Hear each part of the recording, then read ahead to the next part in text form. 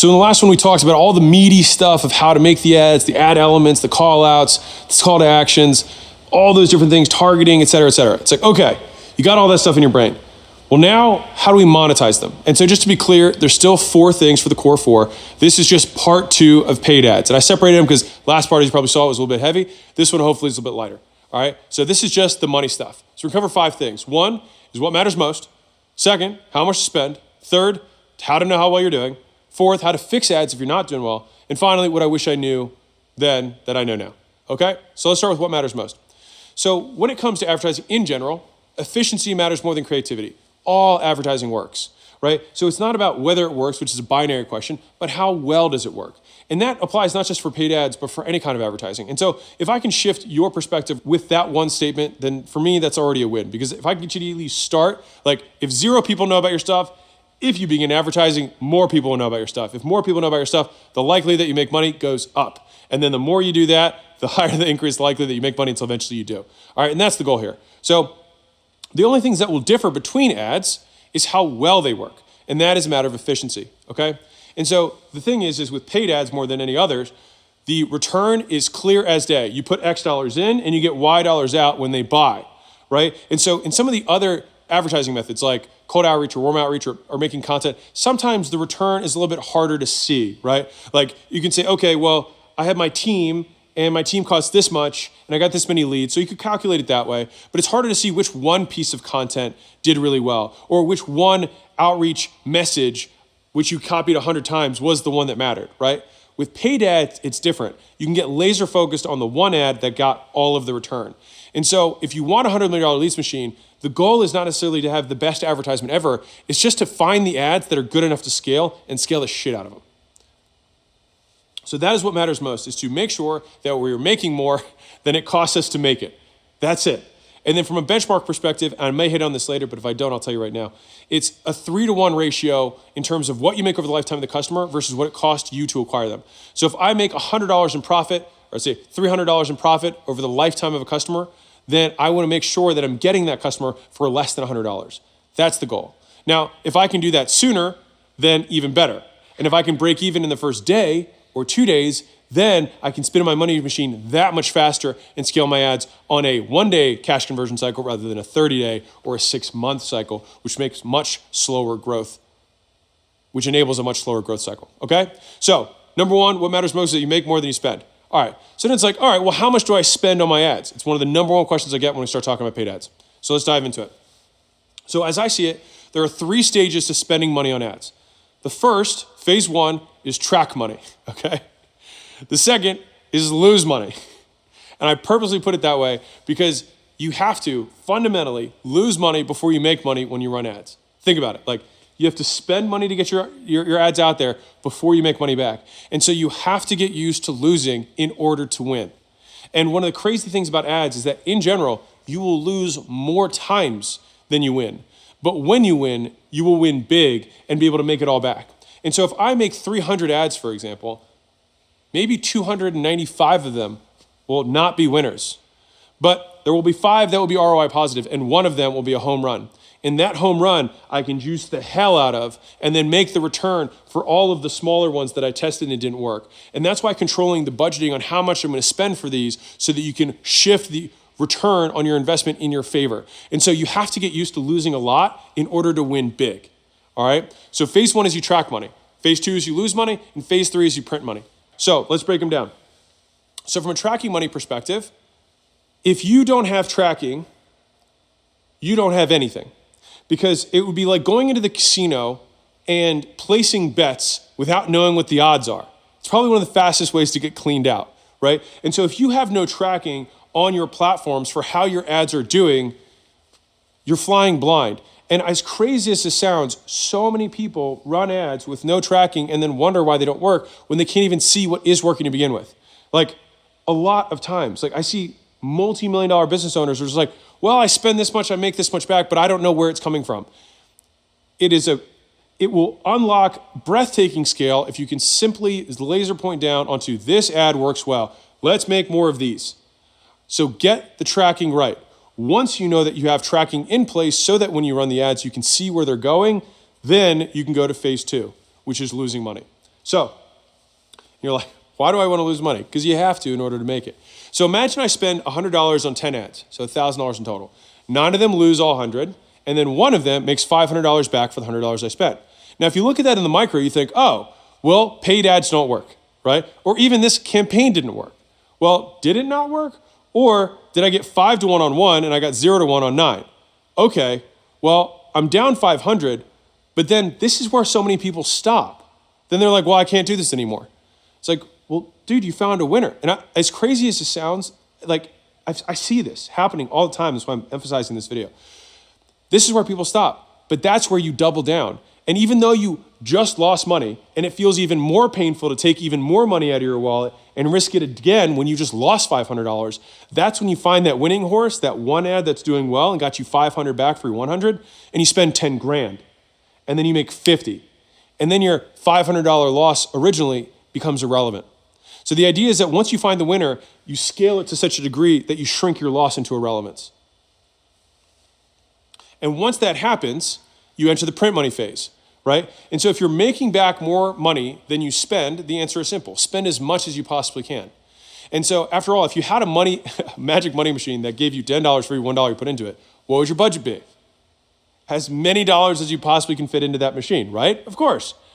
And so the idea is more so to figure out how to find the winning ad, and then as soon as you identify it, because you've tracked it well, scaling the hell out of that one, and then you don't need to worry about the ROAS or your marketing budget. So whenever someone's like, oh, we have a $10,000 a month marketing budget, I already know they don't understand paid advertising. Think about that. If they say I have this as my marketing budget, then I already know they don't understand how the ad world works, or they don't know how to work it as well as they could. Because if we're doing it right in the ideal scene, and I think I might hit on this next one, I'm not sure. But if you're doing it right, the ideal way, you should be able to you put $1 in, you get $1 back, and then some. And then you can take that extra money and buy more customers with it. So you bought 1 customer and had some profit. So then you can buy 2 customers, have some profit.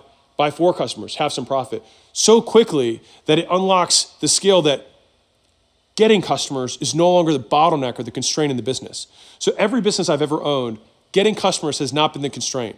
The constraint has always been other things, which is like, we need more sales guys, or we need more delivery people, or we need more touch-up artists, or we need more whatever the thing is that comes after getting customers. And I can promise you, it's a much better way to live, or at least a significantly less stressful way to live, because fundamentally, if you're not making money at that point, then you have it wrong, the business model is wrong. And if you are making money at that point, which you probably will be, then you've got the cash flow to fix the problems. And so once you have this skill, like I said in the beginning of the book, in the beginning of the training, it's a get out of jail free card that you can use for the rest of your life. And paid advertising is more advanced simply because it has higher risk and you're competing with the big boys. But there's nothing that scales faster than paid ads. So once you know how much to spend, you have to figure out how well you're doing, okay? So this is gonna look a little bit intimidating. I don't want you to freak out. I use very simple numbers here, but you gotta understand this stuff. So I'm gonna break it down and just bear with me. Let's say that I have a product that is $15, all right? That's the price. You see the top arrow there? That's the price. Underneath of that, you see the gross profit, all right? Which is the difference between the price and the cost, which is $5. So if I sell something for $15 that cost me $5, then I make $10 in gross profit. Simple enough? Okay, cool. Now, if I know that the average customer buys this thing for me 10 times or buys for me once a month for 10 months, doesn't really matter. Either way, I know that my lifetime gross profit is $100. 10 units or 10 months times $10 of gross profit equals 100. Everyone following with me? Okay, that's point 1, lifetime gross profit. The reason I talk about gross profit rather than lifetime value or CLV, depending on where you look, is because I think the nomenclature can be confusing. And here's the example that I have. So a buddy of mine owned still owns a very big food distribution business, ready prep meals. And his marketing team was coming back to him really excited that they were spending $100 to acquire a customer that would pay them $500. Okay, so you think, wow, we should scale the shit out of this. The problem was their gross profit margins were 10%. And so when they made $500 in revenue, they only made $50 in gross profit. So they were spending $100 to make $50, even though the revenue, the total price there, right, all of those together would have been $150. But we don't care about the total revenue because we have other costs associated with the thing we sell, right? And so we just want to look at how much margin we make over the lifetime of the customer and then compare that to what it costs us to make it. It's a really important point. And so right now, if you don't know the gross margins of the thing you sell, figure those out. And if you don't know what those are, you shouldn't start running paid ads. Learn those numbers first, and then you can run these like a pro. All right, so we're gonna keep with this simple example here. So 10 months of purchases from a customer, or 10 units, doesn't matter, $10 of gross profit per time, $100 lifetime gross profit. Okay, now, if we want to improve how well we're doing between what it costs us, so the CAC, cost to acquire customer, and LTGP, what I just went over, then we have these levers. And so I have my little smiley face here. So if LTGP is greater than CAC, it means we're making money. Smiley face. If LTGP is lower than CAC, then it means we're losing money. Sad face. I was supposed to say unsmiley face. Now, if LTGP divided by CAC is greater than 3, then you have a home run. You have something that you can scale to the moon. And that's just, again, my experience on this. Okay, so if you see that ratio between what it costs you to make money and the money you make, then you can improve that ratio. So if we want to decrease CAC or make CAC lower, that means we get cheaper customers. We do this with more efficient ads following the steps we outlined earlier. All right, that means making better ads, getting better at targeting, eliminating steps in the process, getting better at taking sales, improving split tests on the landing pages, et cetera. Those are all things that will decrease the cost to acquire a customer. Finding cheaper platforms, finding media types that get distributed more widely, all of these things. Like there's 100 things, a million things that can decrease the cost to acquire a customer. But fundamentally, that's all you're gonna do to decrease CAC and improve that ratio. On the flip side, you can make LTGP higher. You can increase it. We increase how much we make per customer. And we do this with a better business model. And so one of the biggest mistakes that people make is that they think they're advertising when it doesn't work, when in reality, their business model is broken. And so in a lot of ways, advertising can show you how you measure up compared to your competition. And so one of the things that I will share with you that was surprising to me is that when we had Alan, which is a software that helps agencies acquire customers for their small businesses underneath of them, we saw metrics across industries of how much it costs these agencies to acquire their small business owners. Now, what you might be surprised about is that the cost to acquire customers within the same industry was almost always within 1 to 3x of one another. So basically you have a 3x lever on being amazing at marketing, right? For the most part with paid ads, without a brand. Without a brand. Big, shining, big asterisk, without a brand. But if you're just running paid ads, which is what I'm talking about for right now, like the cost to acquire a customer wasn't that big. But the big difference between the guys who were crushing it and the guys who weren't were the guys who were crushing it were making 10 times more per customer. And so I'll tell you a quick story. So when I was early, like years ago, probably 5 years ago, I had a guy reach out to me who was in the same space. He was selling, we obviously worked with gym owners. He worked with personal trainers, fitness professionals, but similar-ish space. And so he showed me his numbers. And believe it or not, his sales velocity in terms of the number of sales per month he was making, the number of sales a month we were making was about the same. But here was the crazy part. We made 56 times more profit than he did. 56 times more profit with the exact same number of sales. And so he came to me thinking that he had a sales and marketing problem. But the real problem was that he wasn't making enough per customer. And it was because he wasn't really that good, if we're being real. And so because he could not provide value sufficiently to his customers, he couldn't charge a sufficient amount. And so he could promise all this stuff and sell people at the same rate and same cost roughly that I was. We just made 10 times more than he did. But in gross profit or net profit at the end of the year, it ended up being 50 plus times more money. And that is ultimately what will separate the best advertisers from the worst. Isn't even the advertising itself. You just need to be good enough to get people in and then let the business model take care of the rest. And so fundamentally, if you want to improve how well you are doing, you can focus on decreasing the cost to acquire, or you can focus on increasing the lifetime gross profit per customer. In my opinion, I like doing both. But where you get a lot of gains, unless you have a massive brand, which can drive the CAC to almost zero, the business model itself is going to be the thing that will ultimately drive, because you can go infinitely high. Like if somebody else is competing against you and they can only spend $5,000 and you can spend 50, you can crush them everywhere.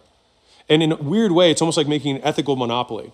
If you can outspend everyone else to acquire a customer, then you can literally price everyone else out of the market because most paid ads are based on an auction. So the platforms will auction the eyeballs off to the highest bidder. And so you can set your bids higher than anyone else can in your space and then drive up the CPMs. So that means you purposely increase your cost to acquire a customer so that no one else can. And that is how you can take over an entire market. And that's fundamentally what we've done for years now on the gym launch side. And I'm explaining this to you, I'm showing you behind the curtain because that's how you can crush if you learn this stuff. So, and it's funny because again, I don't talk much about paid ads, but this is how I've made the majority of my wealth. So that's how you know how well you're doing. And how you know that you need to make sure you're doing at least 3 to 1. And just for context, I said this at the beginning, but my lifetime return is over 36 to 1. And so you can go way higher than 3. And if I'm being candid, which I will be, I try and target 10 to 1 minimum for the portfolio companies that we own. Some of our best ones are 20 plus to 1, which is great. Now, let's go into number 4, how to fix ads. So, okay, you start running ads, it's not working as well as you'd hoped. So for many businesses, LTGP is bigger than CAC, but not after the first purchase. Boo, right? That sucks. The profit from the customer's first purchase is often less than the cost to get them. That means that it can take many months to collect the full LTGP. So you get your money later instead of now, and this creates a cash flow problem. And this cripples your ability to scale, okay? So let's take back to the earlier example I showed. But if your customer spends more than it costs you to get and fulfill them in the first 30 days, then you have the funds to scale now and forever. And I call this client financed acquisition. So let's say that we have a $15 per month membership, which we said earlier, and it costs us $5 to deliver. So that leaves us $10 in gross profit left over. Everyone's following. And let's say our average member stays 10 months. That makes our lifetime gross profit $100. Again, just restating for simplicity. If the cost to get a customer is $30, then we have a 3.3 to 1 LGP to CAC ratio. So we're over 3. Good news. Our ads make money. Hooray. But there's a problem. It's going to take us 3 months to break even. So think about this. So we spend 30, so you can see the cost line. We've got plus 10 on gross profit. It took us $30 to get it, and so we're negative 20. So we're still out $20. Was it a good ad? Yes. But are we down money? Also yes. And then next month, that customer buys another $10. Now it didn't cost us anything, so now we're down 10. And then the next month, they buy again for $10, didn't cost us anything, and now we're down 0. So we're break even on that third month, or that third transaction, right? And so on that fourth transaction, because I said 0 at the top, but on the fourth transaction, we're plus 10 and we're finally in the black. We're cash flow positive. So that means that you have a long conversion cycle for your cash. So you put cash out, you got to wait 3 or 4 months before you get the cash back, which means that you're limited by that amount of cash you can spend and then wait to recoup it, right? No bueno. Not as fun. You can do it, and many businesses do it this way, but the only way to do this game is that you take on debt, you sell equity, meaning investors give you money and you basically use their savings, or you use your own savings. But you have to front the money in some way because it's not coming back. And so the ways that I've scaled each of my companies without needing outside capital to scale it or taking on debt in order to get where I wanted to go was a new way, all right? And so let's say in that same example, I figure out a $100 upsell that I get 20% of people to take, okay? So whatever the thing is, $15 a month, and I have a $100 one-time upsell that I offer to people, and only 1 out of 5 people take it. So not a huge deal. It's only for premium people who want some unique experience. That's great. Awesome. Well, if 20% of people take a $100 gross profit thing, then I make $20 extra per person. But here's the magic of what happens. If I make that $20 up front, then I get my $10 I originally have for my membership and the $20, because it's 20% of 100, so 1 out of 5, $20, and now my $30 that I spent to acquire the customer is canceled out, which means I can then take that money back and spend it again and get another customer and keep recycling the play and then compounding over and over and over again. So rather than waiting 3 months, I can front the money on a credit card, pay the card off, and do it again. I can do this entire thing without taking any outside money on. And that's what we're going after, which is client financed acquisition. And that's the term I use, because your clients finance the acquisition of other customers. And that creates a cash flow positive business day 1. And so rather than think, okay, I'm over 3 to 1, that is like tier 1 of level of advertising, what I would want you to get. The next tier above that is client financed acquisition, where you're breaking even or better within the first 30 days. Because what happens is, and I have this more in the money models training, if you can get 2 to 1 in the first 30 days, or 3 to 1 in the first 30 days, then what happens is you actually compound at that multiple. So it goes 2 times 4 times, 8 times, 16 times, 32 times, and now we're only 5 months in. By the end of the year, you have 4,000 times the amount of customers you did in the beginning if you continue to reinvest every single month. And that is how you scale. And realistically, you would probably hit a different constraint. But my whole point of this whole training is to remove getting leads as a bottleneck in the business, and this accomplishes that, okay? And so that was the fix I just outlined. I offer $100 upsell, 20% of the people take it, $20 on average increases it, I break even, and then we get free customers. And then here's the cool part, is that we still make the money every month after that was coming in before, but now it's just going straight into our pocket. Now we created a money printing machine, and that's the goal. So that's how you fix these things with client financed acquisition. And again, that requires innovation. You just have to think, what else do these people need? And so just like you made a lead magnet that would lead naturally to your core offer, well, you can create another upsell that your core offer leads naturally to. It can just be a never-ending cycle of, well, there's also this other thing that you might want or might need.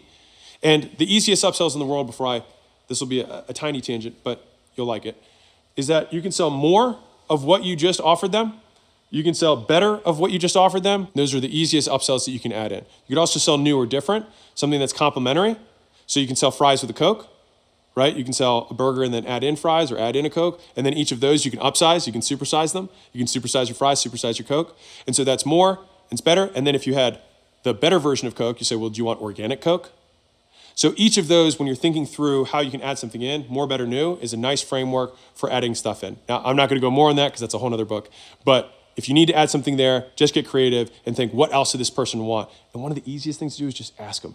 If you don't know and you need to sell more stuff, just ask them, what else can I do to make this easier for you? And then sell that. So let's go over what I wish I knew. Number one is don't confuse sales problems with advertising problems. So we actually had a company that was struggling with this for a really long time. Basically, they scaled their advertising and we fixed problem after problem.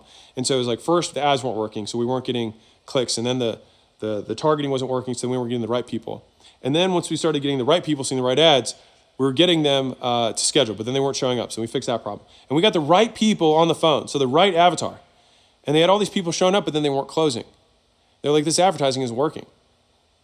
If you're getting the right people on the phone, you don't have an advertising problem. You have a sales problem. And so you want to make sure, and the founder of this company was continually like, it's the ads. It's like, it wasn't the ads. It was they didn't know how to close, right? And so we want to make sure that the problem we're solving is the correct problem of the business. And so I just want to emphasize this. And so we spent 12 weeks, spent $150,000 in ads, but they actually threw in the towel. So I'll just give you the real, and they just want to continue doing what they were doing, which was really frustrating for me. But like about 6 inches from gold, they couldn't stomach the loss of the 150,000. But here's what's crazy, is that if they had continued, as soon as they added this second huge stream of acquisition of their business, they realistically would have added a $30 million bonus to their price tag in terms of their enterprise value. So think about the return on that. So if you spend $100,000, spend $200,000, spend $1 million in a year testing to finally figure out a new entire acquisition channel for your business, and then that separate acquisition channel makes your business 5 times more valuable, was it worth it? I can't think of many things that are more valuable than doing that. And so like, the cost is still nothing. It's a pittance compared to the return you get on it on a macro level, not even including the money you make from the actual advertising. Number 2 is that your best free content can make the best ads. I'm repeating this because I think it's really important. And also user-generated content, so UGC, if you've ever seen that. If you can create a system where you encourage your customers to consistently make you testimonials and leave you videos or unpackaging videos of them using your product or services, when you create a machine around that, then you can basically plug that machine, the output of all those customers, directly into ads, and then you create this cycle of lots of customers see customer ads, they then make new videos, which then get run as ads, which then make more videos, and you create this flywheel effect. And the whole time you're stepped out of the entire process and just collecting your checks from pumping all of these videos. And as an aside, to wrap this point up, some of the best ads ever made were actually videos that weren't intended to be ads. They were just videos that I made that were high quality content that got shared all over the place. And I was like, oh, maybe I should make this an ad. And the thing is, when you make an ad out of a video that the platform already likes, because a lot of people are sharing it, guess what they do? They show it to even more people. So you actually get a double win. Number 3, if you say you suck at something, you will probably suck at it. Don't say, I am not techie, or I hate tech stuff. It just keeps you poorer than you should be. And I said it for, 4 years. All right, and then one day I snapped out of it because I hated my website designer more than I hated tech itself. I was like, if I have to talk to this guy again, I was like, if this idiot can do it, so can I. And so 4 years of wasting time and lost money reversed with 4 hours of concentrated effort. So please just get over it. And if you're older especially, the tools they have nowadays are so easy. People who don't speak English can do it, all right? Anyone can figure it out. All right, so it's your turn. So this is your paid ads checklist. So number 1, this is again who. This is the last of the core 4 of the ways you can advertise to let strangers know about the stuff you sell. So this is you. What you're advertising is your offer or your lead magnet, where any platform that your audience, that you can buy access to your audience on. To whom is the target audience or lookalike audience that you can sift through and add filters and interests. When? Every day, 7 days a week. Why? Get engaged leads to sell. How? Is you're going to do your call out, the 3 W's, which is the value, call to action. How much? You have your learning budget, which is track, lose money, then print money. And as an aside there, if you know how many sales you can handle, then you can reverse that into your budget until you fix your constraint. So if I know that I can only handle 20 new customers a month, and I know my average cost to acquire a customer is $100, then I know that my budget is going to be $2,000 a month. And so I can divide that out per day and say, okay, 30 days, so $70 a day roughly is going to be my budget per day. Now, the budget that I'm putting there is not a constraint because of my advertising, but because of my delivery. But then I can focus on my effort on my delivery to deconstrain that, and then I can crank this up again. So you can reverse engineer it to a sales goal, which is how I do it if I have other constraints. How many? I recommend doing 30 hooks for 10 pieces of valuable content, and that'll give you 300 different variations that you can spend very small budgets on to test and quickly win, and then scale the ones that are doing well, which you can only do if you track. And then finally, how long do you do this for? As long as it takes. Because if you decide that if someone else can run paid ads in your industry, you can run paid ads in your industry. It's just a skill. And guess how they learned it? Trial and error. I'm telling you, I lose so many times when I run paid ads, and it's frustrating for me because I've been doing this a long time, and it still sometimes takes 3 months, 6 months to get it to really crank all the way through from the click all the way to the close, because each time you have to fix some little element of it to make it work. And I really think it's the expectation that it's going to happen overnight that kills way more people who would otherwise be exceptional advertisers. So if you can just accept the fact that this is your learning budget, I think you will do a lot better. And so I had that little learning budget when it says how much, and it was referencing a longer story they had in the book, and I'll give you the smaller version of it now, which is, if you're doing the other advertising methods, you're posting content, you're doing outreach, warm or cold of any kind, you should be making a little bit of extra money. You should also know a little bit more about your avatar, a little bit more about your customers. You should know how they talk, how they identify with themselves. And that gives you data so that you can be more likely to be successful earlier on with the paid ads, which is why I recommend doing it last. You also should have enough cash flow from those sales to be able to spend, knowing that you're not going to immediately make the money back, to learn. And so you can take that excess cash flow and put it in there, and you can give yourself a learning budget, which is a reverse way of doing it, which is I expect to lose $1,000 a month until all of a sudden it will click, and then it will skyrocket. And that's usually how it is. So you basically lose money, lose money, lose money, lose money, and then it crushes, and then you figure it out. And so that money that you spend on advertising oftentimes will be some of the highest return money you do. It's just you have to look over a longer horizon. Like that business owner who spent 150 grand and decided not to keep going 6 inches from gold when he had a $30 million enterprise value boost that he would have unlocked. You have an enterprise value boost that you will unlock. You just got to be willing to pay the price tag. And so that's what I wish I knew when I started running paid ads. And so that concludes the 4th of the core 4 for advertising, which is paid ads. Now we're going to talk about how to put all 4 of those on steroids.